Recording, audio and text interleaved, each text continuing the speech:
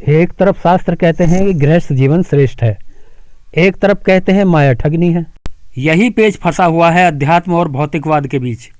किन्हीं महापुरुषों के प्रवचनों में बहुत बार मैंने एक चेतावनी सुनी है कि पहनने के लिए कपड़ा, खाने के लिए 2 वक्त की रोटी और सर छुपाने के लिए एक अदद छत। बस इंसान को जीवन में इसके अलावा और कुछ नहीं चाहिए। जब हमारा ध्यान ऐसा बन जाता है तो भक्ति भी इसी तरह से फलीभूत होना शुरू हो जाती है और हमारी कमी कमाई माया को कोई न कोई कारण बनता है और हमारे हाथ से छीन कर ले जाता है। क्योंकि धन स्वरूप लक्ष्मी माँ की जहाँ कदर नहीं होती तो वो रुष्ट होने लगती हैं। गौर कीजिए, हमने सर छुपाने को एक अदद छत, तन ढांपने को मात्र कपड़ा और खाने को 2 वक्त की रोटी ही मांगी थी, ताकि हम मोह माया से दूर हो जाएं और हमारे मन को शांति मिल जाए। लेकिन जब हमारी भक्ति ने साकार रूप लिया तो मन को शांति मिली क्या, और ज्यादा अशांत हो गए। किसी के गृहस्थ जीवन में दरिद्रता आ जाए तो उसके दिल से पूछिए उसका हाल। दरिद्रता भक्ति में बाधक बनकर खड़ी हो जाती है। एक तरफ शास्त्र कहते हैं कि गृहस्थ जीवन श्रेष्ठ है, एक तरफ कहते हैं माया ठगनी है। दूर दूर दूर दूर रहो मोह माया से। मोह माया से परे जीवन चला गया तो हमारे गृहस्थ का क्या होगा? बिना लक्ष्मी के तो हमारा परिवार बिखर जाएगा। फिर मन में शांति कैसे ठहर पाएगी? मन अशांत रहेगा तो भक्ति कैसे बनेगी? कहने को तो बड़े बड़े प्रवचन मैं भी कर सकता हूँ, लेकिन जब कहे सुने को यथार्थ रूप दिया जाता है ना, तो सही पता जब चलता है कि हमको क्या करना चाहिए और क्या नहीं।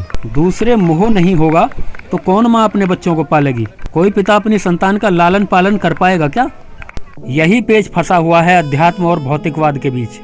इसी गुत्थी को सुलझाने के लिए हम अध्यात्म गुरुओं की ठोकरों में मारे मारे फिरते हैं, और ये गुत्थी सुलझती कम है, उलझती ज्यादा है, और हम अधर में लटक जाते हैं, न इधर के रहते हैं न उधर के। ऐसा भी नहीं है कि किन्हीं गुरुओं के पास इस समस्या का समाधान नहीं है। समाधान है, लेकिन उस समाधान की कोई अपनी भाषा नहीं है। भाषा से परे की वाणी गुरु कैसे बखान करे, कैसे लिखे और उसे कैसे हम पढ़ें? गुरु कदम कदम पर हमको इशारों से समझाते हैं और उस समाधान के इर्द गिर्द घुमाते हैं कि किसी तरह ये उस आनंद को प्राप्त कर ले। लेकिन हमारी मलिन बुद्धि वहां तक पहुंचती नहीं और हम वो अवस्था बना ही नहीं पाते।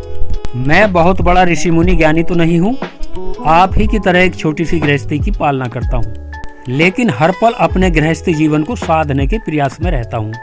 आइए इस रहस्य पर थोड़ा सा प्रकाश डाल लेते हैं कि एक गृहस्थी को जीवन में क्या चाहिए और क्या नहीं चाहिए, ताकि वो अध्यात्म और भौतिकता के बीच अधर में लटकने से बच जाए। ध्यान से सुनिए, अमल में लाओगे तो ये जीवन तो सुखी होगा ही, और मृत्यु के बाद के घोर कष्टों का भी निवारण हो जाएगा।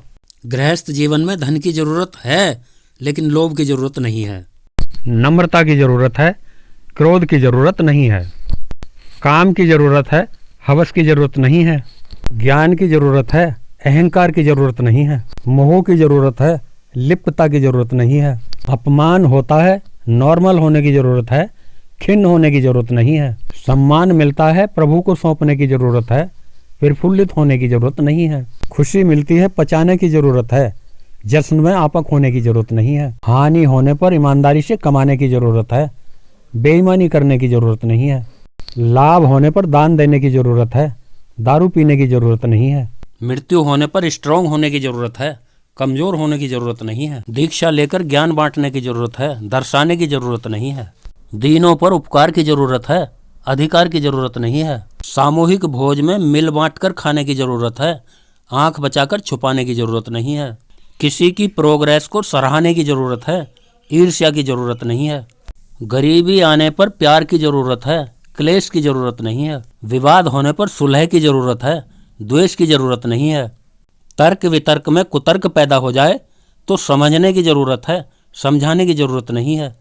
वीडियो को लाइक करके चैनल को सब्सक्राइब कर लेना और बेल आइकन ऑल पर सेलेक्ट कर लेना। हो सके तो वीडियो को ज़्यादा से ज़्यादा शेयर करना, ना जाने किसके जीवन में कौन सी बात वरदान साबित हो जाए। और भी इसी तरह की छोटी छोटी साधनाओं से खुद को साधेंगे तो आपकी कुंडलिनी शक्ति खुद ब खुद जागृत होने लगेगी और गृहस्थ आश्रम का बाखूबी पालन करते हुए आप मोक्ष के अधिकारी बन सकते हैं। भले ही आपका कोई गुरु हो या ना हो, किसी गुरु की भी विशेष जरूरत नहीं है। जब आप इस तरह से जीवन को साध लेंगे तो स्वयं परमेश्वर आपके गुरु, माता, पिता, बंधु, सखा सब कुछ बनकर खड़े हो जाएंगे। और अंत में एक ही बात कहूंगा कि आए थे हरि भजन को, ओटन लगे कपास। और मेरे प्रेमियों, अमल में ना लाने पर तो ना कोई गुरु कुछ कर सकेगा और ना खुद आप कुछ कर सकेंगे। अमल नहीं है तो समल भी नहीं है। हाँ,